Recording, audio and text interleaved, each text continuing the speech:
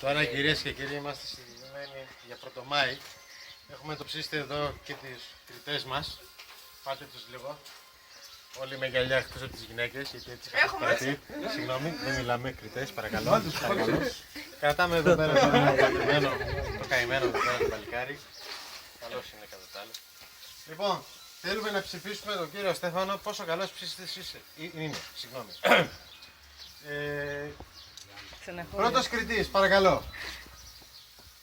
10. Δεν φαίνεται. 0-1 είναι, ξέρεις.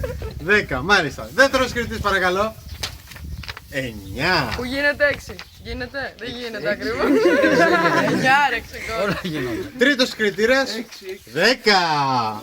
Πάμε στα 29. Συνεχίζουμε με τον τέταρτο, συγγνώμη. Κριτήρας. 6 κυρίες και κύριοι. Όχι. Αχα, 9, ναι. Είναι για να φάει περισσότερο. Ευχαριστούμε πάρα πολύ τους κριτές μας. Εμείς. Να είστε καλά και ελπίζουμε του χρόνου τέτοια μέρα.